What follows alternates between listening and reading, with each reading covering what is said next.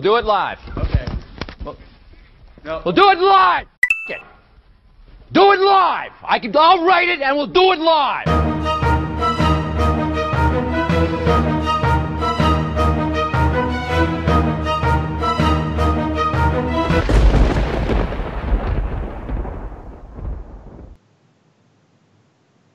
What is up, everybody, and welcome to another episode of Nintendo Talk Live. I am Bobby, the Nintendo Guru, with the botchy eye. I gotta put my glasses on. My eyes are all jacked up. And I don't know what the hell's going on.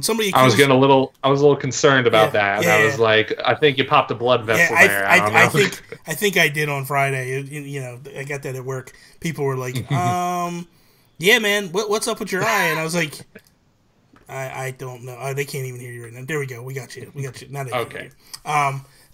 They couldn't hear anything. They couldn't hear. No, they heard the music and stuff. It's okay. That's good. That's good. That's fine. So yeah, I was like, dude, what's up with my eye, man? I messed my eye up, and then I don't know, whatever. It's like the 3D on the 3DS, man. It does that. Yeah. That's all. Don't use 3D on the 3DS. It makes your eyes wonky. You know. Exactly. So for those that don't know who this gentleman is before me, this is a good friend of mine, Joey Ferris. Ferris Wheel Productions. That's how I know you. Yes. A lot of these guys might know you from some other stuff that you do. So why don't you real quickly let everybody know what it is you do, how you're,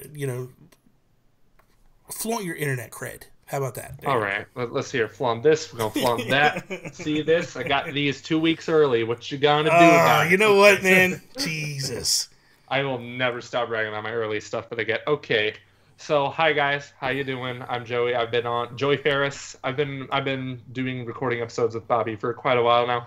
But I started out doing Ferris Wheel Productions on YouTube, which is my YouTube channel where I do video game reviews and such. Been doing that for about a while now. But then I went over to this YouTube channel that my friend Conrad Varnez out in Norway started. He decided to bring me on ever since he found out I was going to E3, called Commonwealth Realm. That is our Nintendo channel where we basically do Nintendo theory. We got channel flag right there. We got Nintendo theories, Mario theories, not even just theories. We do in-depth analyses on these type of games. We talked a hell of a bunch about Breath of the Wild. It was solely a Zelda channel from the start when Conrad started in 2015. Mm-hmm. But then when 2016 rolled out and when the Switch was rolling out, we decided we need to broaden our horizons, talk more about Mario. And then when Metroid was announced, we just went hard on Metroid. And I also write for a website called Nerd Reactor as well, which is how I was able to go to E3 last year, and which is how Conrad said, I'm going to steal you and bring you on my channel, and I don't know how to say no, so I said, okay. And then he said, don't worry. He said, here's how it happened. He's like, I need a favor from you, and yes, you'll get paid. And then I said, you don't need to pay me, man. It's fine. I assumed he just wanted footage. And he's just like, oh, by the way, you'll be making videos for the channel. You'll be doing all this stuff. And I'm just like... And then all of a sudden we went from 20,000 subscribers to 108,000 in just over a year. It's and I'm crazy. Just like, how did that happen? Yeah. Because I feel like Conrad's the one doing all the work over there. Yeah. And I'm just the pack mule. I'll tell you how it happened. I'll tell you exactly how it happened. You guys are putting out consistent content almost every single day, and it's quality stuff. It's on par, if not better, than Game Explain, and it's like... Dude, it's amazing stuff. Like, so here's the thing. For those that don't know, I was actually on a video of Joey's. He asked me to come on and do one. Gives me this script to read. I'm the worst reader in the world. That thing was literally, I chopped it. I was down here for 30 minutes reading, stumbling over my words. He's throwing these huge words at me, dude. I don't even know if I pronounced them right. I'm like, this is... You did, actually. Good job. I was freaking out. So I chopped it all up, sent it to Joey, and I'm thinking, like... This is Joey Ferris doing this. I didn't even know who Commonwealth Realm was at the time, any of that stuff. And then all of a sudden, you show this video, and I'm sitting there, like, staring at the TV, because I watch YouTube on my TV, and I'm just like, I am in this. This is crazy. The quality was phenomenal, and I was just like, how the hell... I'm not worthy of being on this video. This is amazing. So... But yeah, man. So I mean, but aside, like, you guys are like killing it, man, with the content. Like, really, seriously, like, it's amazing. Like, I can't. That's why you're doing it, though. Honestly, I think you guys are really crushing it. You're doing great stuff. So, and when you get like consistent flow and quality on top, it's a no-brainer, man. Mm-hmm. Yeah, I mean, especially when it was definitely when the Switch hype was at its peak. Yeah. Come January through March. Yeah. That was when we started getting a bunch of subscribers because we capitalized on that. Yeah. And news was popping up every day about Yeah. Breath of the Wild and the Switch. And then I would get a call in the morning or what time to wake up? 1 o'clock in the afternoon? Yeah. And then he would say, I need you to make this video by the end of today. And I'm just like, again? And then all of a sudden those views start coming and I'm just like, it was worth it. Yeah, man. It's crazy, dude. It's crazy. So I was going to ask you too. Like, how did you get tied up with Commonwealth Realm? Because that was like, kind of threw me off. Like how, because I knew you as Ferris Wheel Productions, and the next thing you know, you're doing Commonwealth Realm. I'm like, is this Joey's channel or is he not or what? And then I didn't even realize at first. I thought you rebranded when it all first went down, and then as time went on, I was like, oh no, this isn't his channel per se, it's someone else's. He's working for him, and then now I guess you guys are just meshed. We're kind of partners. Yeah. I mean, I think of Connor North as my boss because he started this. Yeah. He started this in early 2015 just to talk about Zelda theories, and like you see, like from the very beginning, Conrad's just pushing it in the editing game and the narrating game. Granted, like you hear some of his narration now, he's hard to understand because his accent's so thick. But then we met later that year, 2015, during the Game Awards, and we started collaborating on different projects after that. And then he's just all of a sudden just said, hey, let's make this a real deal. I need more people on the channel, and I need more editors, and we're gonna. And he started typing up these freaking contracts because he's a politician in Norway, so he knows about law. Yeah, he is. It's crazy. Wow. And I don't fully quite know what he is. I'm just gonna say he's a politician. That's what he is. So he's like 25. So he's looking at you, going, Joey, what the hell did you do in the United States? You got Donald Trump elected. Exactly. I'm just like, I don't know, Conrad. Please bring your party over here. We need your help. Sean Capri in the house. What is up, Sean? Sean, like, he showed me a picture today. He's steady chopping down trees today. And I'm like, what are you doing, dude? Like, why are you chopping down trees? Like, go in the house and relax and play some Switch. Like, just tell the wife that Bobby said that you did enough work for the day. Real quick, I just want to hit some people that are in the chat and say hello to them real fast before we get moving. We got John Thomas, the Gamer, Crashy, RPG. He actually came because of you. Oh, really? Warp Whistle nice Gaming. To meet you. Yeah, Warp Whistle Gaming is Mark Carabin. He's in the house. Fernando Pelzer is in the house. Nintendo Family Gaming, Joel Brooks. What is up? Who else we got here? Let's see. We got Skinny Matt Knight. What is up, man? Orange Ink Animation, how are you doing, sir? We got more crash. I see Jules Watcham here. Thank you, Jules, for coming in and checking this out. And Sean Capri. So, there we go. So, Joey, typically what I do is I bring people on and we talk about Nintendo and all that stuff. And I figured today might be a good day because I used to consider myself a big Metroid fan. Then I met this guy named Joey Ferris, and I realized I don't really like Metroid at all compared to Joey. Like, it's just crazy to think. How are you feeling after all this? I'm feeling so good. I'm feeling like this 7-year weight has just lifted off of my shoulders. And it's just like, now you say you're not that big of a Metroid fan, but you bought this and you're not even going to use it. Yes, so. it's sitting in the box over there. I'm just saying compared to you, I'm nothing compared to you. I think you are a bigger Nintendo fan overall than me because I know I'm not a collector per se. But yeah, I collect everything because I'm an idiot like that when it comes to that stuff. But for me, like, I love my passion for Metroid started with Super Metroid. I fell in love with that game. It was like nothing I've ever played before at that time. And then, when I beat the original Metroid, I think I was 15, 16 years old when I beat it, and I don't even know how the hell I beat it. I have no idea how I beat it. And I beat it, and I was like, okay, this is awesome. And then I move on. Super Metroid comes out, and I just fell in love with it. And that's honestly, like, you know this is no secret. Like, I'm a huge Image and Form fan. I love SteamWorld Dig. That's what made me fall in love with Dig. Like, it hit me at some point in the middle of that game where I was like, holy crap, this is Metroid. I'm playing Metroid all over again. And it, like, I told Brian this when I met him a couple years ago. Like, I was like, dude, I love you, man. Like, you gave me that vibe of being like 15 years old again in my mom's house playing Metroid, Super Metroid again. And he was like, that makes me happy to hear, because that's what we were shooting with. Like, that was what we were going for. We wanted something to make people, correlate. Are you just a Metroid fan, or are you bigger Prime than this? Like, what's your favorite, 2D or Prime? I mean, Prime is my absolute favorite. It was very weird. I went to Target, and I was like, 2005, 2004? I don't remember.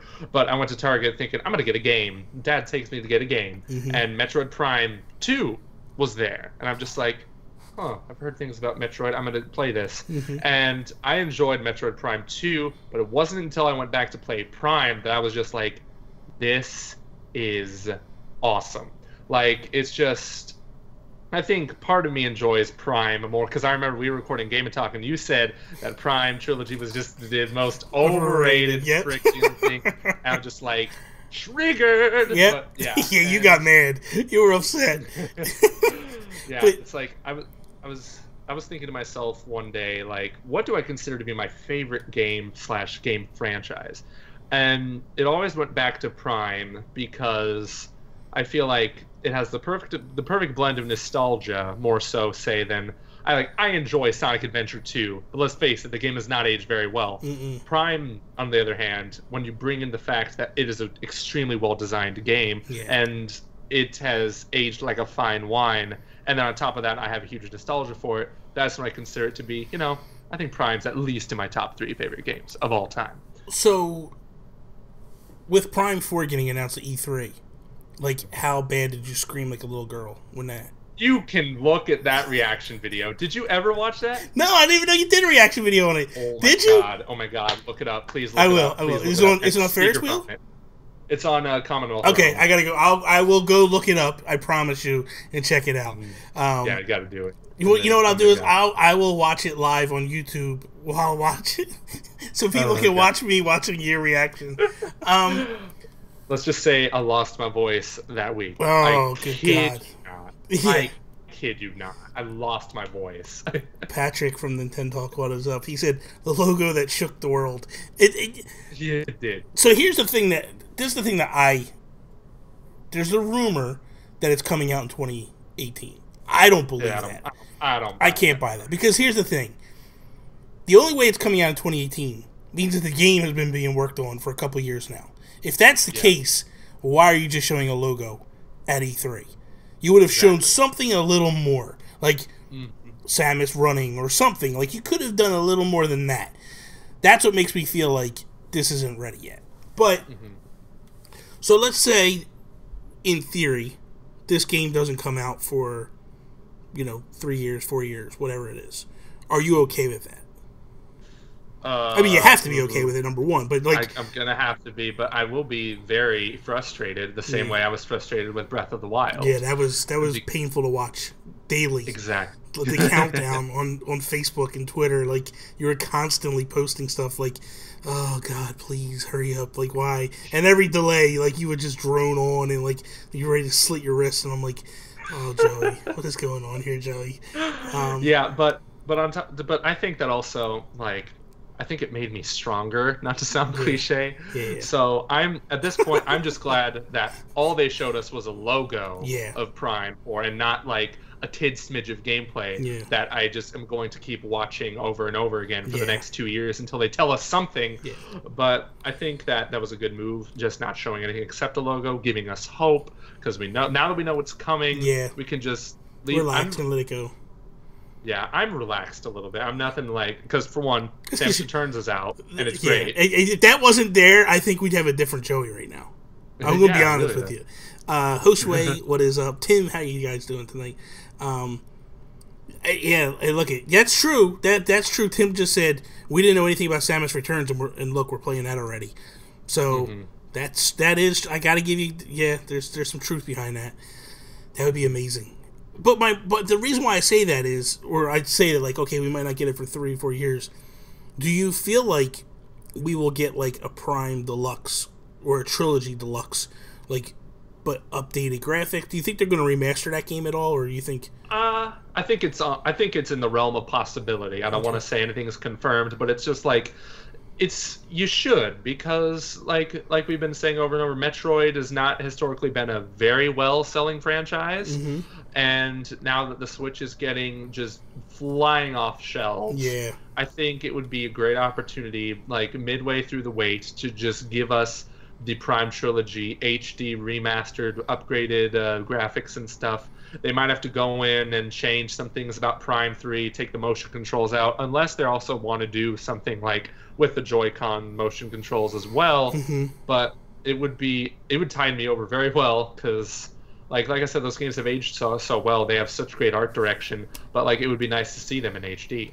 RP is saying, Joey, anything on the delayed Breath of the Wild DLC?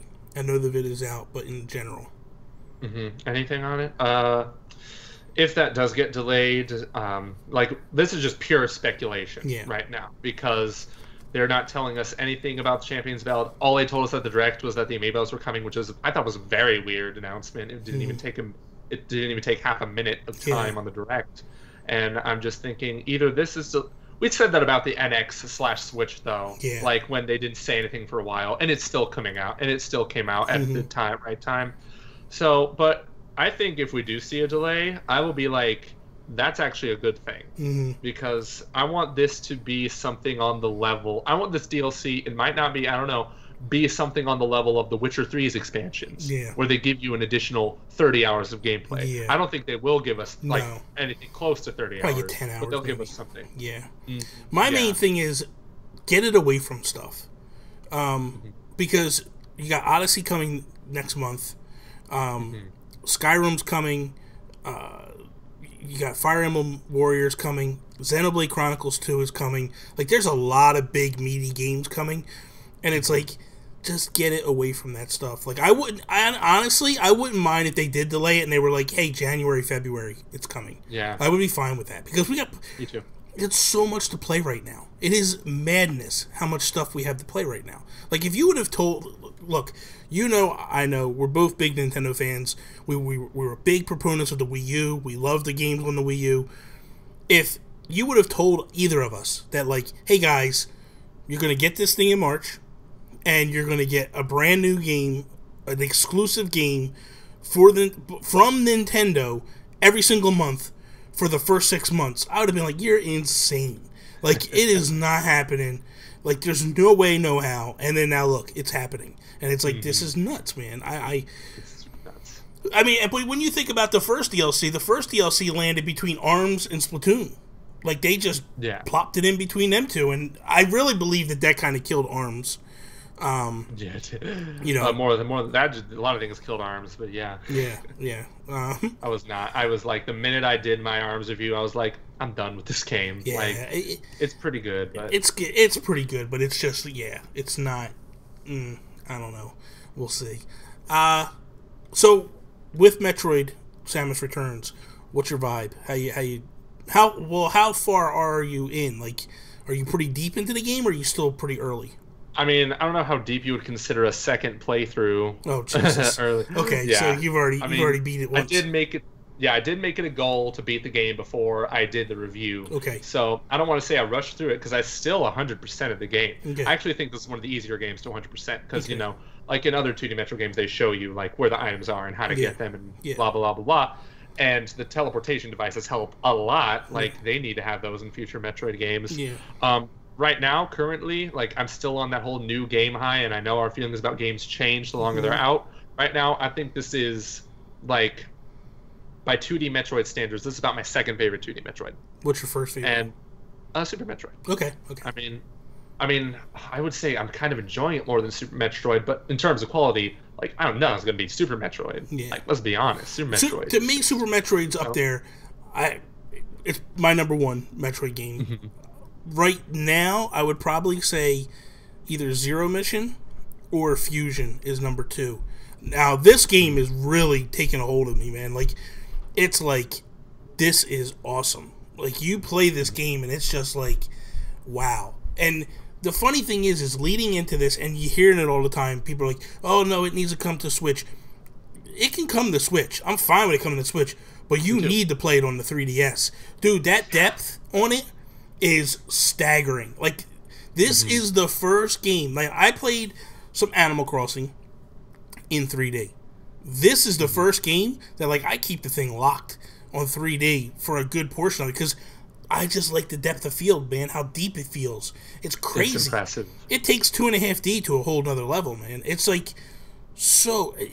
The weird thing, too, is, like, even when you... This is the first time a Metroid game has done this, and it's just blowing me away to get used to. So typically, like, you have your corridors up and down, right? Yeah. And when you go over to the right, it normally, like, pans to the right, kind of like the original Zelda did. Yeah. There's times you go right, and it just starts moving to the right, and it's like, what the heck? Like, okay, what the heck's going on here? And then, like, there's enemies there. It's crazy, man. Or when you go through a door, and you know how there's, like I said, there's a pan, right? There's the screen fades, and it's like, all of a sudden it's just, whoop. I'm like, that was fast. What the hell? And I love the new melee move. That thing is, it takes a little bit to get used to. You know, like, I was getting hit, like, every 2 seconds when I first did it, but then it was like, oh, I got this. Like, and it's, like, just second nature now. I actually just keep my finger near the melee.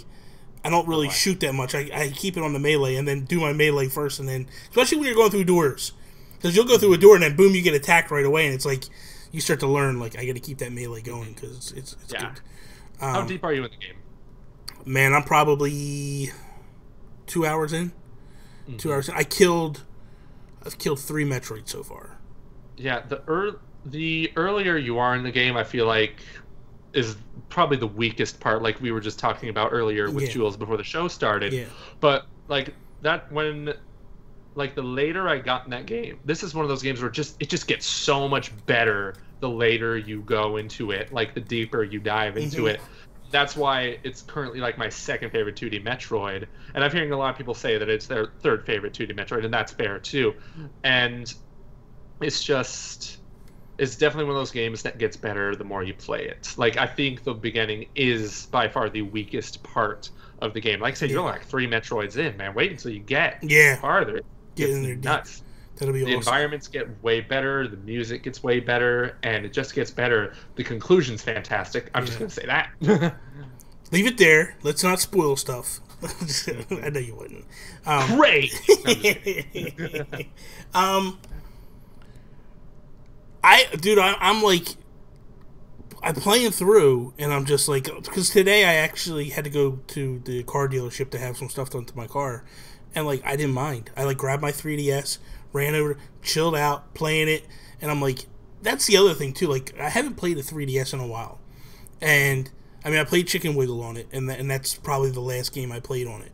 But, like, I never put, like, serious, like, would take it with me. Like, I played all Chicken Wiggle just basically in the house, like, you know, going through. And then this, I actually took it with me when I went out the house. And I was like, I forgot how fluid it was to, like, open and close. Like, just to open and close, and you're right back in the game. Like, yes, the Switch has the sleep button, but this is quicker than that. You just open it up and you're right back in the action.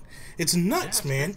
I'm playing my 3DS a lot more because it's like, hey, I got a shiny new Metroid 3DS. I'm going to keep playing it because it's shiny and new. And I'm jumping back and forth. Mine's on the shelf over there. I'm not even taking it out. But yeah, I had to do the system transfer and stuff. I see why you only have 3. How many 3DSs do you own, by the way?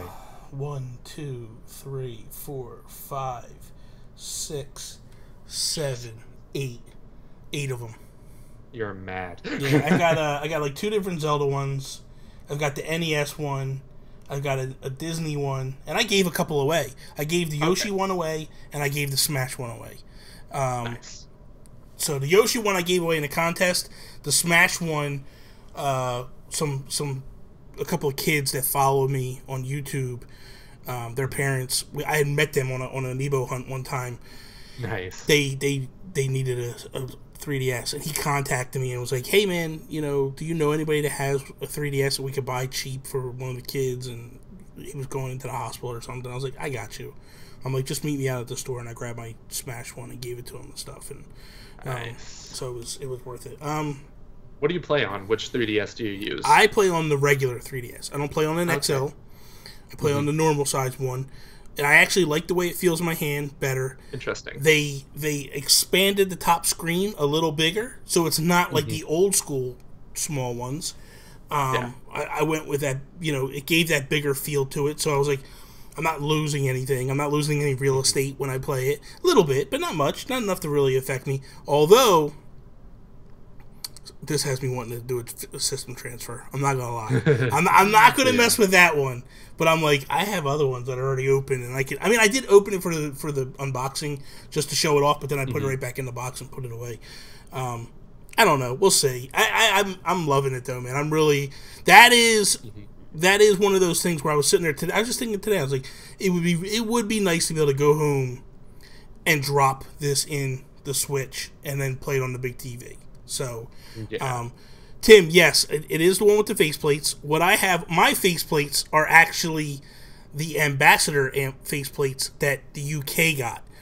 I just happened to dumb luck into it one day. Someone said that they were selling them on the Nintendo store, and I went and they had them. So it says Nintendo in silver, and then it says Nintendo in silver in kanji on the one side. So one side says Nintendo, and the other one has the kanji Nintendo. That's impressive. Yeah, I love it. I love it. So that's the one that I actually use all the time. It's over there charging, so I would show you, but whatever. It is what it is. The only thing I can show you my Splatoon controller right now. So it's very nice. I did buy the Xenoblade Chronicles one. That one looks so cool. I don't know why it does. I'm collecting them, man. I'm collecting them. I actually bought I got a custom one done by Colorware. Nice. So yeah, $140 nice. Like I'm like, what the hell am I thinking? It's your money. Yeah, you spend it. I know. But you know what? At the end of the day, it's like it's funny because I was gonna get it. I was gonna get it engraved on the back. It was like $40 to get engraved, and at first I was like, I don't know, put it up to like $160. I guess that's fine. It's not fine. It's not fine. But I'm like, then I go to, and it's time for shipping, and it's like $180. I'm like, no. No engraving. We'll just put it. I'll just get a magic marker and write Bobby on the back. I have Seriously, to. Like that's nuts. Tape and Andy. Yeah. Like Toy Story. Exactly. Yeah, exactly. I'll use my left hand and put with a crayon and write. Like Sean writes Bobby, B-A-W-B-Y. I'll write B-A-W-B-Y. Daddy. With one backwards B. It's great. Exactly. Patrick's like, he's saying collecting Pro Controllers and 3DS is high roller. You know what, man? I love the Pro Controllers. I don't know what it is about them. I love the way they feel when you're using them. They just feel so good in your hands. I just do wish that they had more color to them and not just on the handles, you know? Yeah, I don't know why they have to keep the base black. Well, with mine, so with mine that I got custom made, I have it red here and red here and black grips. So, nice. So that'll be kind of cool. I'll show that off when I actually get it. And it does have the Switch logo in white on the front of mine. So nice. Yeah, it's pretty cool. But dude, Colorware does everything, dude. They'll do the entire Switch. They'll do the dock. They'll do the faceplates. Not the faceplates. The back of the, like they'll do the kickstand. They'll do the Joy-Cons. So you can customize it all. You can be like one Joy-Con purple, the other one green. You have the back yellow. You can have the kickstand red. Like you can do it all up the way you want to do it. It's pretty awesome. It's pretty awesome. And then I actually bought these stands that I put in my glass case for the Pro Controllers. So I actually have them sitting in the glass case. So my game plan is every time I get a Pro Controller, I retire the old one into the glass case, and then I just use the new one until. I'm really shocked though that they're not coming out on an Odyssey one. Yeah, that is weird. They're just coming out with red Joy-Cons. Yeah. I was talking to Chris White, the most controversial Nintendo fan. The most hypocritical. I just said to Sean Capri today, because I'll say it, I'm not afraid to say it. Yeah. I sent Sean a text today. I said, Chris is the most bipolar person I know in the world. Seriously, dude, he bashes Nintendo up and down. And then today, he sends a tweet out to Nintendo or whatever on Instagram he does something, him playing with his Switch. Yeah. This is the guy that apparently sold all his Switches, and here he is. Come on, seriously, dude. Really? Yeah. He was like, the only way I'll consider getting another Switch is if it has like red and blue, like his overalls, like Joy-Cons with him. Yeah. And then I tagged him in that tweet, and he said, "Oh man, I can't do system transfers, so I don't know." I'm just like, whatever. Yeah. Just get your overpriced Xbox and call it a day. Yeah, exactly. Yeah, $500 Xbox. Here's my theory. I think he sold 2 Switches because he bought 3.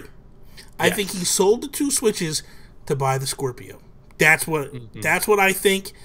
I'm almost 100. He won't ever admit it, but that's what I feel. In my heart of hearts, that's what I believe. So bad blood, Chris, if this comes across, but it's just like get your head out your ass. Exactly. That's all I'm saying. I love you, but seriously, bro, you're waffling, man. Like, it's out of control, man. It's nuts. It's worse than a politician in Washington at this point, man. Seriously, though. Yeah, I was shocked that they didn't do the Pro Controller because I was not expecting one for Xenoblade Chronicles, and like that came out of left field, and I was like, oh, I messaged Josue, and I was like, Josue Ponce from Nin Mobile News. I messaged him, and I'm like, bro, when that thing goes up, you better let me know because I gotta get this thing. And he started laughing. He's like, "Yeah, I always do. You know that." And I was like, "I know." You know. And so, but I got it, and I was like, "This is amazing. This is nuts." Like, so when I saw that, I was like getting all excited because I'm like, "Oh my god, we're gonna get a Mario one. We're gonna get a Mario one." Now, did you see the mock-up that somebody did with the wedding edition of the Pro Controller? I don't think I did. No. So someone did like I guess a Photoshop, but it's white with red buttons. And I was like, it really does look awesome. It's supposed to be like the tuxedos and stuff. And I'm like... I'm picturing it in my face right now. So, yeah. So let me ask you a question, Joey. Because you're a man that plays a lot of games, right? A lot of games. And you do a lot of reviews. Mm-hmm. Right now, at this point, is Breath of the Wild still your game of the year? Without question. Yeah. You didn't even hesitate on that one. No, I didn't. The minute you said Breath of the Wild, I'm like, he's going to ask me if it's my game. And granted, I have not been playing much of it lately because it's just like I've just done so much of it already. And it's just like I have other games to play as well. But it's just like the feeling that you get by playing that game for the first time is kind of like what you were saying about Super Metroid the first time you played it. And we can relate. We have that feeling of like, we want a game to make us feel the same way a certain X game made us feel back when we were kids. Yeah. And I just want to wipe my mind to Breath of the Wild and just re-explore Hyrule because that game does stuff that no other open world game has done. But there's some... I'm not bashing on every other open world game. Like The Witcher 3 is one of the best open world games I've ever played. And same with Breath of the Wild, obviously. But it's just like Breath of the Wild feels like the definition of freedom. Yeah. Like, you're just flying everywhere, defying laws of physics everywhere. Yeah. And it's just like, basically the only thing I don't like about that game is the way it ended. Yeah. And the story was pretty weak. But other than that, like, gameplay-wise, it's just, like, magnificent. Well, I laughed because I was watching, I think it was, I don't remember where you did it at. I think it was Instagram, might have been on Twitter or Facebook too, I'm not sure. But you were playing Horizon. And you were running back and forth, jumping up and down, and you were like, "Why can't I climb? Why can't I climb?" It's not even just the climb. There was a ledge she could grab onto, and she didn't. I know. Nathan Drake would have done that, no problem. Yeah. What's going on? It's funny. But I think that's the thing that blew me away with this game. So if I'm being honest, this is probably my first true open world game. I dove into Fallout 4. I'll be honest with you. I put it down because it just was too big for me. And I didn't know what the hell I was doing. I didn't know where I was going. No idea. And then, 6 months later, my wife comes in and platinums the game. Makes me look like a fool. So, there's that, you know what I mean? But, like, so Zelda, honestly, was like, I was scared to jump into Zelda. Because I was like... It's a bigger world than Fallout 4. Yeah, man. And I'm like... I don't know, like, but I realized too with the Zelda, it didn't feel as scary because even though it was big and open world, it was monsters that I've already faced numerous times. Yeah. And even though you're going up against them for the first time, in theory, in that game, you still have a little bit of confidence because I beat a Poggoblin before. I've beaten, a Moblin before. Like, I've beaten a lot of this stuff. You know what I mean? Like, so that fear factor was kind of alleviated. But then, you get up against some big dogs like a Lionel for the first time, and I'm like, yeah, I'm out. I'm going. I'm not even messing with this. Like, never forget the first time I saw Lionel. It was when you had to go up to the Zora's domain and get the lightning arrows. I'm just like, oh, this guy, one hit dead, and I'm just like, what am I supposed to do? What am I supposed to do? I went up there the first time. I was like, and like he come charging, and I'm like, whoa, I don't want none of you, bro. Like, what are you? I'm just here to get an arrow, man. I don't know nothing about you. And I'm like, I'm out, man. I like took off, and then I'm like running away, and like arrows are dive bombing me, and I'm like, what the hell is going on? And then I'm like, kind of sitting on the edge, like I think I'm out of. Next thing you know, arrows are hitting the ground next to me. I'm like, dude, seriously? Like, you're still shooting? I'm like, I'm a mile away from you, man. Like, you're not even in my view anymore. You're still dropping arrows around me. I don't know. Gavin Duffy, what is up, man? Welcome to the chat. Hope you have a good time here. Yeah, so I'm like, now have you messed with Master Mode at all? Yes, I have. I'm not too far in it. Like, I think I'm on my way to Zora's domain, because the way I'm gonna do it is, Zora, Rito, that kind of thing. Yeah. And because it's the best way to go. It's like easy to hard. And yeah, it's I don't know how I'm gonna survive, man. It's a rough world out there. There's a freaking Lionel on the Great Plateau that I always have got to sneak around, and it's just. But it's possible to beat. I mean, they would not have put this out if it wasn't possible to beat, because it's you can't finish a you can't upload a Mario Maker level without finishing it. Yeah. And it's the same sort of concept. But yeah, it's something. It's also like, how you got to grind in RPGs. I feel like you have to do this in Master Mode in order to get the better items, in order to get the sort of stuff. I'm tempted to just go straight to the Rito village, because maybe that will be easier and I'll get more hearts. And you got to do the shrines as well. The thing is, you got to do the shrines. I mean, obviously you got to do the shrines. But the thing of it is, like, when I played my first playthrough, I did the Rito first. And I felt like it made the game easier for me. Because of, what is it, Vivali's Gale. Gale. Because I could get up higher, and I didn't feel the need to get stamina. Because I always had that in my back pocket where I could do stuff.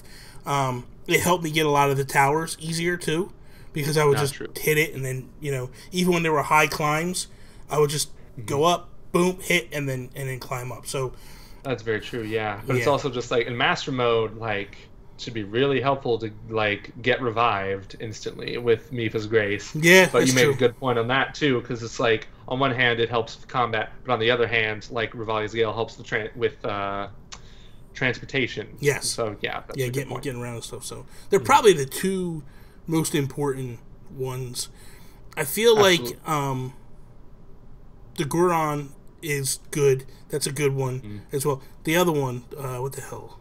Barely used it. Urbosa's Fury. Yes, I never used it. Barely. I was like, this is a wasteful one. I've used it on accident more than anything. I'm just like, I'm gonna do a spin attack, and then it's like, oh, lightning. Yeah. I'm like, oh, not what I wanted, but okay, did the job. That works. Yeah. So there's always that. I can't remember. Like, you're not really a big, huge amiibo collector, right? I'm not the huge amiibo collection. No, the last ones I got were the Metroid ones, and before that, I don't even remember what amiibos I got before then. I was just like, amiibos are a thing. I'm not going to run out of space for them. And right now, just sitting right here on the corner is just all of my Metroid amiibos, all 4 of them. Because it's just like, well, my Samus amiibo has just been there for a long time, and I'm just like, might as well just put everyone else there. We'll just get the whole family in one little bunch. You said 4. What are you missing? Oh, no, you got Zero Suit and then the regular one, and then the new Metroid and Samus. And yes. Okay, so you have the 4. I'm not missing anything. Like, I also have the other amiibos that I own just sitting on my TV stand in a section that's not a console. Yeah. Dude, I got. Well, you know me. I got a sickness, man. It's bad. I didn't even buy Monster Hunter stories, and I imported the Monster Hunter stories amiibo from Japan. Like, it's bad. It's yeah. After this, so at 11 o'clock ish, I'm supposed to meet up with Dave Moore, right? And because I have something I'm working on. We're gonna leave it there. We're gonna leave it there. Something I'm working on, and he's the guy I got to talk to about it. And the last time that him and I had a late night talk, I bought the Monster Hunter amiibo because he's got it as bad as I do. You know what I mean? Like, he's got it as bad as I do.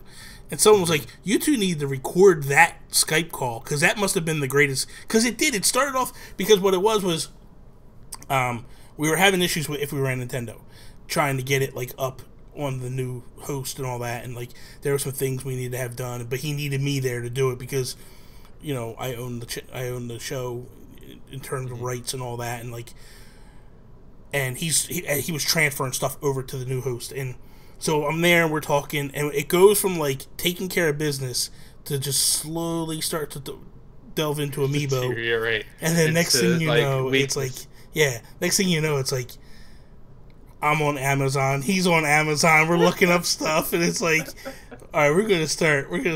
So I gotta tell you this. We're talking amiibo.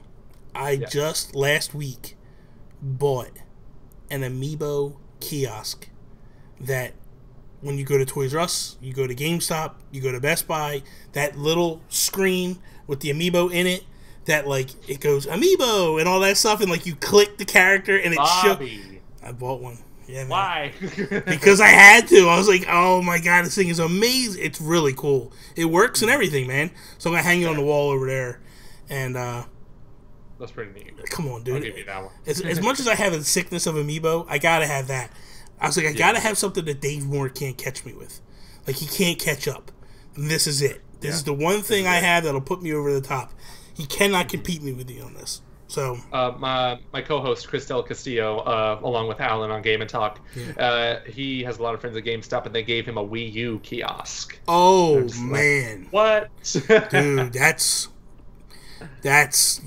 something right there. Like, I would have loved to have that. Like, they're hard to get to. They're not easy to get, because then it's like you got to know the gamer just has how much it costs. It cost me $300 is what it cost me for that thing.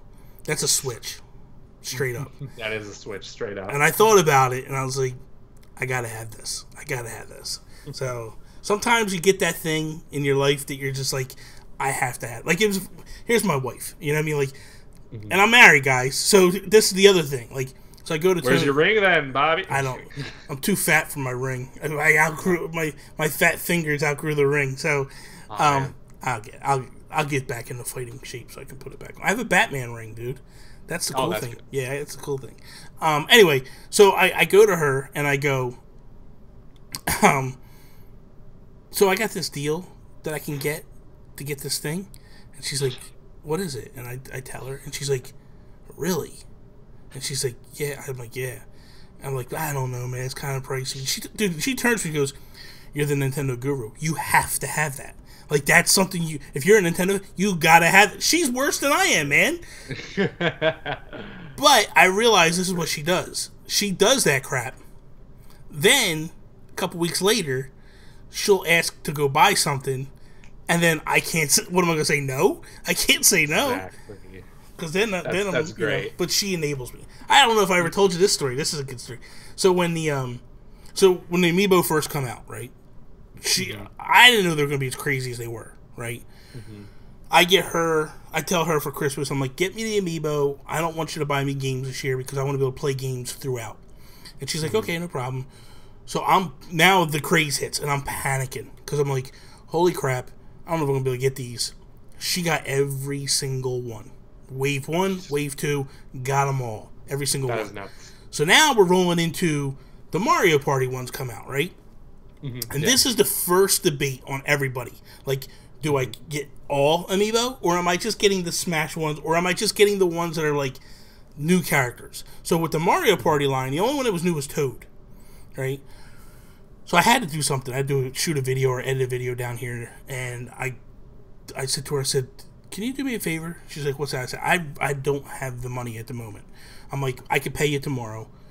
I'm like, do you have like 15, 20 bucks or whatever, or 30 bucks or something? And she's like, yeah, why? And I was like, I want to buy this amiibo off of PlayAsia, the Toad amiibo. I said, but I'm kind of going back and forth whether I get them all or if I just get the one. What's up, Mark Carabin? How you doing, buddy? And I'm like, so what do I do here? Where do I go with this? So I was like, just get me the Toad. I'd like to get them all, but you know what? It doesn't make sense. I got them all. I come downstairs, and I'm doing my video or whatever, and she comes down, like, here's my steps here. So she comes down the steps, and she peeks down, she goes, I got you Toad. I was able to prove it. I was like, oh, man, that's awesome. Thank you so much. And she's like, yeah, I got you the rest of them, too. What? Thank you. That's what I go. I go, why? And she goes, because I felt like Toad had a red base, and the rest of them... he was going to feel lonely with all the Smash ones having black bases. And I'm like, makes perfect sense to me. That's okay, thank you. And I was like, that's the logic. So I guess that's where we're at. God. So what game? Let's talk about the Nintendo Direct real quick. Yes, please. Where was your hype level during that? Like, what would you grade that? Like, what's your feeling for all this? Okay. Little backstory. I was at work when the Direct was playing, but luckily my 30-minute break started right at the Direct. Oh. So it's like, great. I'll be able to watch 30 minutes of this 45-minute Direct. That's awesome. So you're like, get rid of the 3DS stuff. Hurry up. Get out of here. Exactly. Just hurry up. But what irritated me the most was they were talking about Xenoblade Chronicles 2 God, forever. too long. I know. I'm just like, this is a game you need to play, not talk about. Yeah. It's not fun to watch. Yeah. And my hype level was moderate. It was like, when it comes to Nintendo Directs, you can't expect the world because this is not E3. No. That's where Nintendo makes the bombshell announcements. The most we get out of them is HD remasters that are exciting news, which is why I'm betting like we're going to hear about a Metroid Prime Trilogy HD remake in a Direct sooner or later. Yeah. I'm betting later, but still. And it's just like, and then Alan came back to me, my co-host Alan Plummer, not Paxton, that Scottish asshole. He said that was a disappointing Direct as usual, and I'm just like, dude, what's you can't go about in. Exactly, that's what I need to ask him. Like, what is disappointing about it? He was just like, no virtual console news. No, nothing. That's basically the number one thing that popped out to me was just no virtual console news. And I'm like, okay, yeah, that Arcade Fighters thing bit was a little bit of a middle finger to us all. But at the same, I got over that quickly. I was just like, virtual console, I don't know. I'm just not expecting much at this point. But he's just saying there's a bunch of questions I had that Nintendo didn't answer. And I'm just like, this was one Direct. Yeah, but the thing is like, they're questions that you have. Exactly. They answered a lot of questions. Number one question, third-party support. Got answered to me. Boom. Like, yeah, go on. Not only did Bethesda say, hey, we're supporting Nintendo, like, they didn't pull an EA where they're like, oh, we're going to give you FIFA and we'll see how it goes. No, they went, here's Skyrim. From day one, they were backing them from day one. Here's Skyrim, and then not even 6 months later, they're just like, hey, by the way, guys, here's Doom. Oh, and here's Wolfenstein. That's going to come out on the PS4 and the Xbox One. You guys can have it too. Like, seriously. Like, come on, man. That was such a small part of the Direct. Yeah. But that is the one thing we're all talking about. We're all raving about. Bethesda just going in like, they're not saying, okay, our support will depend on Skyrim, which is what I thought they were going to do. I thought they so said, too. nope, here's Doom. Yep. There's Wolfenstein 2. Go crazy. Yeah. Here's a puppy while you're at it. Like, geez. Yeah. It's absolutely nuts. And I did tell you about this later. I did tell people on Facebook as well. I did get to play Doom on the Switch, but I can't say anything more about my impressions or anything. It was a surprise at the Bethesda event I went to on Tuesday for Nerd Reactor, and they said, oh, by the way, we have a surprise Switch game. And I'm just like, oh, what could it be? And Doom did come up in my head a little bit. I was thinking maybe it's Ray or something. I don't know. And then I had to walk past the Switch section, which was made up of 6 Switch tablets on their own, no TVs or anything. And I'm walking past it to go to play Wolfenstein 2 on PC, and then I look and I see like a controller guide for Doom on the Switch, and I'm just looking like, this is like, out of all the third-party games I really wanted on Switch, Doom was there. Yeah. Doom was me and you, our game of the year, 2016. Yeah. And it's just like, I would love to take this with me on the go, man. This is crazy. Yeah. And now it's there, and I'm just thinking, wow. And then when I was done Wolfenstein 2, I was just like, give me Doom. I'm going to play Doom, and you'll find out my impressions on that game soon enough. Yeah, I can't say it. All these questions you guys have, can't answer them. Sorry. Yeah. So for me, when the Switch got announced, that was one of the ones I was like, I would love if Nintendo would just get that over there. Like when they announced Skyrim, I was just like, God, I wish they would. I really thought they were going to announce at E3. I really did. Like that was on a lot of prediction shows I was on. I was like, Bethesda's going to announce Doom, and it never happened. I was like, oh. So I was just like, pipe dream. It's never going to happen. And in my mind, I thought it was like, look, it's too powerful of a game. It can't run on the Switch, and and it's like, now listening to NBC this week, Brian and Pear were saying that like they obviously they know people from Bethesda. The word is that they have a new engine that can fluctuate and do what they want it to do. If they got to descale a game, it descales it. If they got to upscale, they upscale it. So basically, you just build the game and then plug it in, and then it's like, it's just a slider that basically goes like, this is the CPU, this is what it can run, boom, go. And if that's the case, dude, they got it. Like, we're going to see more games coming, honestly. Yeah, like, my wife's freaking out, and she's like, oh my God, I want Fallout 4 on Switch. Alan wants Fallout 4 so badly, yeah. Like, so I think that, like, we could see this thing really start to take off and really start to do things. Like, that's the thing. You got companies like Bethesda, I'm supporting them 110%. Like, they've earned our money in my mind. Like, you can say Skyrim's a 5, 6 year, 7-year-old game, whatever it is. Okay, fine. That's all well and good. I never played Skyrim. I'm buying it. You know what I mean? Like, if you have not played Skyrim before, Doom is coming. That is an amazing game, dude. That's a hit. And I didn't want to. And here's the truth: I never wanted to play Doom until I watched Danny O'Dwyer's no clip documentary about Doom, and I was like, "Holy crap! I want to play this game now." And I went out and bought it, and I was just like, "Oh my God, dude!" And I'm the guy. I get sick playing first person shooter games. And I was getting sick playing Doom, and I was like, I could only play for like a 30-minute spurt, and I'd have to put the game down and go away. And I was like, I want to keep coming back. I want to keep getting sick. I don't care. Like, so I got, thanks to a friend of the show, Ryan Black, he bought me C-bands. And these work. Nice. They legit work. I played Metroid Prime. So you put them on, you put them, like, take 3 fingers, right? You put it on your wrist, and that right here is where the C-band should go. And then with the white thing against your vein, and then it keeps you from getting sick. So it's kind of cool. That's really interesting. I didn't know such technology existed. Wow. We're having such a good time. Chelsea Capri, I didn't know you were watching the show, Chelsea. I noticed Sean was here. My apologies. She said Fallout 4 talk and no shout out. Disappointed in you, Bobby. I'm sorry. I'm sorry, Chelsea. That's great. I know that if Fallout 4 comes to Switch, I'm guaranteed Chelsea Capri will buy it. That's a definite.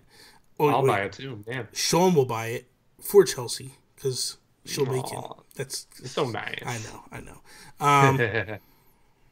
So what else? What else during the Direct got you excited? Man, you see, I already knew Doom was coming, obviously, but Wolfenstein 2 was a huge shock. I was just like, whoa. Yeah. What? Yeah. But, man, I'm trying to... The fact that it's taking me this long to think doesn't really mean anything pops out at me. I did actually... The top 100 Mario Party. I thought it was just like, we could finally have a good Mario Party game again. Who knows? Yeah, I'm a little disappointed on the 3DS, though. Yeah. Because I don't know... that's not where I want to play a Mario Party game ever. Like, even the other Mario Party games that were on the 3DS, I was just like, no. You know, I thought that this would have been the game. Bring it to Switch. Yeah, maybe they're working on something for the Switch. You never know. You know what I mean? Like they might be working on a separate game that's probably good because 10 was that was bad. Yeah. Other than Mario Odyssey, which is the obvious one, and we're making videos on that as we speak. What Octopath Traveler? Oh my god, dude! It's like what?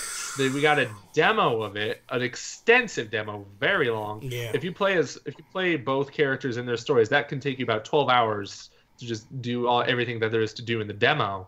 And I did play most of, or at least the main story part of the warrior. I forget his name. These guys, and I was enjoying that as well. It's a very grindy turn-based RPG because it's like once you get to the boss in that game, like you're gonna die.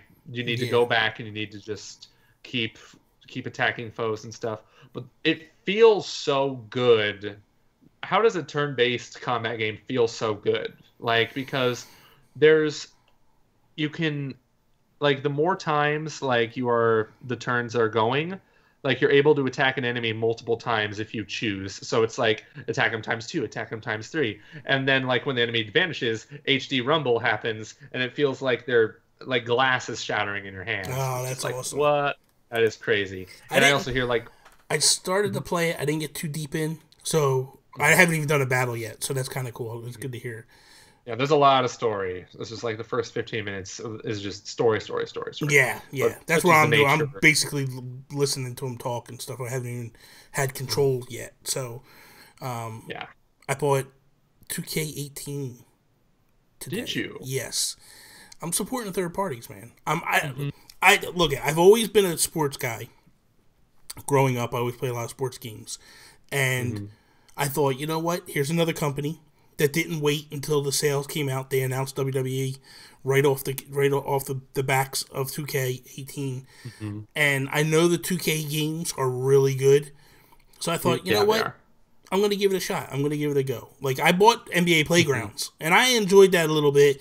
It wasn't as good as NBA Jam. I really thought they missed the bar a little bit with some of the stuff with NBA Playgrounds. I felt like the shooting was different because you're so used to all basketball games do this. You release the button at the top of the jump. This, it makes you release in the middle. And it's like, that's dumb. Like, that makes no sense whatsoever. And then the other thing is because of that, like, it also makes you release when you're dunking. When you want to hang on and like jam it home, and you're thinking like you hit the button and you're jamming it home, it's like no. You hit it, it comes up, you let go, and it's like, ugh, that's not. So that was my problem with that one. But so I bought this, but the thing that blew me away, because I haven't bought an NBA game in a while. There's 3 games. There's 3 versions. There's a $60 version, there's a $100 version, and there's a $150 version. I do know about that, yeah. And I'm like, what's the difference between the versions? I think it's all the extras they're giving you. So they're giving you like all these coins and stuff, so you can like buy stuff for your players, and like because you have your solo player campaign where you grab a guy and you start to work your way through the league and try to become like a pro and all that, and like a story mode per se, and that's in there. That blows me away. That's in there. You know, they basically said like this is what all the games are the same. So what you buy on PS4 is the same as what you're buying on the Switch. So that's pretty cool. How big is the game on Switch, like download wise? Did you get it physically or? I bought it digitally. Okay. Well, because right now you can only buy it digitally. You can't buy it physically. Right? The physical copy comes, I think, in a couple weeks. So here's the crazy thing: if you buy it physically, you have the cartridge, but you still have to download a portion of the game onto the SD card. That doesn't surprise me. They're doing that for Doom as well. Yeah. Well, Doom is different because Doom is the single player campaigns on the card, and then the multiplayer is on the. You're going to download the multiplayer. So if you don't even want to play multiplayer, which I don't want to play multiplayer for Doom, I'm going to play the single player. That works for me. I don't have to worry about it. I just got it and I go. So it's kind of interesting that they're doing. It's the workaround. I like that they're being. People in media are going to jump off, and I've already seen it happen. in that group I used to hang out in all the time that I left. Oh my god. They act like it's the word. Like I'm sorry. So I buy Grand Theft Auto and I have to download the whole thing onto my hard drive before I can even play. Like, what's the difference here? I don't understand, guys. Like, why are you making a big deal about this? Like, it blows me away. And it's because they don't want to go spend like $60 on an SD card or whatever. Like, please, you'll spend $80-$90 on a external hard drive so you can play your GTA on your PS4, but you'll complain. Like, get out of here with your nonsense. Great logic. Logic. I know it's. Shout out to Review Tech USA. Yeah, there's one that you got me in trouble with him, man. You got me. You got me. It was fun. It was a lot of fun. You got me attacked by him. That was, dude. I did not expect that to go the way it went. I had his subs coming to my channel yelling at me. I'd never had so many dislikes on a video in my life. Oh my god! But it was like, but okay, let's talk about that for a second. Was that the most asinine thing in the world that he's stating? So for those that don't know, what he was saying was that there was a rumor that he probably just made up. That it was literally from an article that had no, like, history. Like, the author of it had, like, no history, like, reporting on this stuff whatsoever. Yeah, and the website was, like, nobody even heard of the website that he was taking the article from. But basically what the article was saying was that Nintendo was planning on canceling the Wii U version of Breath of the Wild. And he's reporting on it as fact. Now, a couple of points in there, he goes, guys, this is a rumor, but if it's true, this is, like, he's bashing Nintendo all the way along. And then he'll go back to the thing, like, if this is a rumor, but if this is true, Nintendo is this and this and this. And I'm like, wow. So Joey, he knows how I am. And he, like, basically just hands me this big piece of chocolate cake on a silver platter, and it's like, go.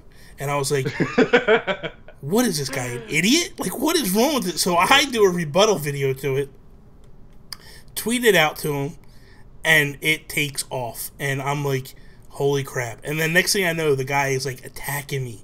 Like, coming, like... really recorded a video he saying, hey, so some ass-hurt Nintendo fanboy, I pronounce Mario like this, by the way, just started tagging me in this post from Nintendo Gurus. Here, let me play the beginning of my video where I say this is a rumor. Sit down, shut up. And I'm just like, okay, so you said it's a rumor, so why report on it, even though it has, like, no basis whatsoever? You just want clicks, man. That's all it was. That's all it was. Because here's the thing.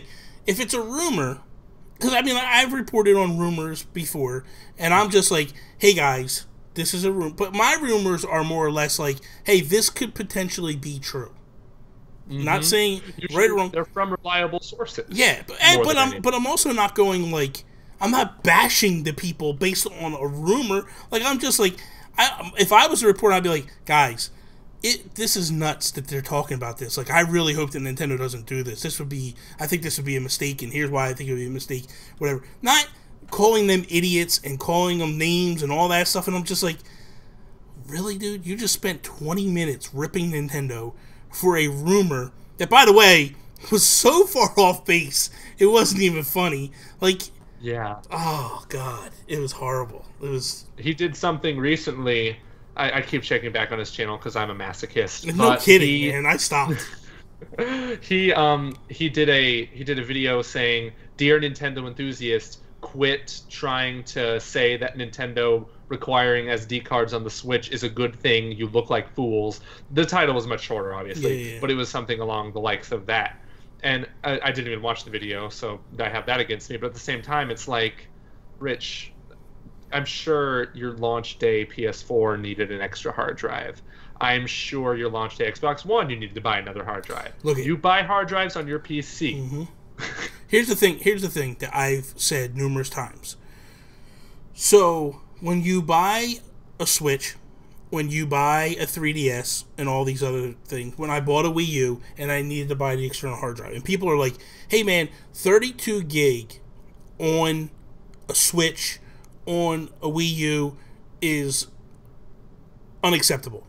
and you shouldn't be okay with that. And, going on, and I'm like, okay, but Nintendo games are really small, so essentially it's not that big a deal. But yet, you have 500 gig on a PS4, which is the same size in comparison. Same ratio, yeah. It's the same ratio because when I put GTA, when I put Doom, when I put any third-party Assassin's Creed, all that on my PS4, that memory locked up like that because every game that you buy for a PS4 has to download to the hard drive. Mm-hmm. Every game that you buy for an Xbox One has to download to the hard drive. So what I had to do was, because when you first bought a PS4 for the first 4 or 5 years, you couldn't put an external hard drive onto it. I had to open it up and change out the hard drive. Mm-hmm. So what's the difference?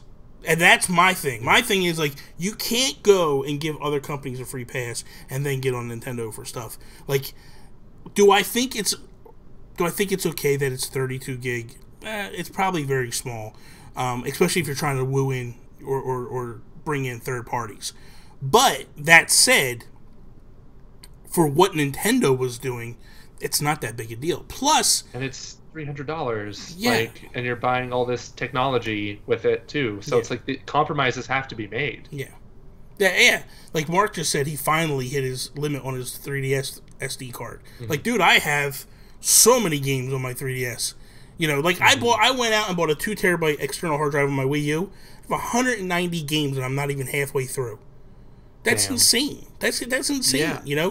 Now the third party games are big, but it's not that big a deal. And I immediately bought a 128 gig right off the Jump Street. Mm-hmm. So I never got a micro SD for my Switch, and I have like 10 gigabytes left. And most of my games that I've had to get from Nintendo were download codes. They never gave me a physical copy. Yeah. And like I said, I got like 11 gigs left on that thing. And like Mario Odyssey, they just now say it's going to be 5.7 gigs. That's probably going to be the deal. That's probably going to be the end game right there. But like, I own 4 games on cartridge on the Switch out of my 11 Switch games so far. And you have is 12 games? Money is tight, bro. Yeah, well, that's true. That's true. I only have a part-time job. I have over 30 games now on there. Mm-hmm. Marty Estes from Nintendo Dads, I think he has like 40 or 50 games. Damn. I'm like, what in the hell is going on here, Marty? Like, what are you doing? That is madness. But for me, like, I'm looking. Josh Thomas came in the chat and he's throwing some shade, dude. Of course. I have 30 games, Josh. I already showed everybody on live stream before. Like, I went through. At that point I had, I think, 28, and I just bought a couple more the other day. So I got 5 of them sitting here, 5 physical plus 3 here. Like, dude, trust me. I got the games. I believe you. Yeah. I believe you, Bobby. I'm not worried about it. Listen, Josh, you have your chance tomorrow night to talk trash, so we'll save it for then. I've heard a lot about this Josh Thomas guy from a lot of people. So that's where we're at. What you have anything else do you want to talk about real quick before we wrap it up? I feel like there was, but I really just want to talk about Doom, but I can't do that because embargo. But still, it's exciting. I do want to say though that the engine Doom and Wolfenstein is running on id Tech 6. It's one of the most optimized engines I've ever seen in my life. So it's not too surprising that these are able to run on Switch, but still, it's very telling to what third parties are going to keep doing for this system, and I'm excited. So. And I also hope I get my Mario Odyssey review copy soon, but not. Would you stop? Would you stop with this? I'm just gonna keep. Why are you just making people jealous, man? This is why I'm about to block you, man, so I don't have to deal with your nonsense. Exactly. I've been getting review copies for like Nerd Reactor and stuff since 2015, and I'm not gonna stop bragging about when I get free stuff. You're not right. I'm the worst. It's okay. You are the worst. You are the worst. So anyway. Joey, real quick, let everybody know where they can check you out, they can find you, and all of that good stuff. All right, guys. Thank you so much for watching this episode of the Nintendo Talk Live, and you can find me on Twitter and Instagram at FerrisWheelPro. You can find me on my videos on YouTube at Ferris Wheel Productions whenever I upload. Again, don't know when. And Commonwealth Realm, where I upload constantly. Me and Conrad do, and that's where all the fun Nintendo stuff is at. All our game versus game, Nintendo documentaries, all that sort of stuff. And you can find my written works at nerdreactor.com. Good stuff. Good stuff. Follow me, obviously, guys, at Nintendo Gurus. That's pretty much it for today. Tune in tomorrow night, 10 p.m. We're going to have Josh Thomas of formerly the Bit Block. Now it's Nintendo Beyond. Should be interesting, to say the least. He's been threatening me for the past few nights on Twitter in my DMs, telling me he's going to mess with me during the show. So it's going to be interesting to see. I'm ready. I'm ready for him. It's going to be fun. I can't trust a guy with Trump as his Twitter banner, you know? Oh, Jesus. That's, of course you would go there. That would be your thing. That would be. I had to. You know what? I'm gonna put Trump as my Twitter banner now too, just to mess with you. I'll just be like, oh, Bobby doesn't mean it. I mean, I gave Jacob Rush a lot of hell when I first met him, but I'm just like, he's too nice. I can't do it anymore. Yeah, no, it's you know, it's not worth. It's not worth the fight anymore with each other. So, all right, guys. Thank you for watching. Tune in tomorrow night. That is all. Peace out, Preston.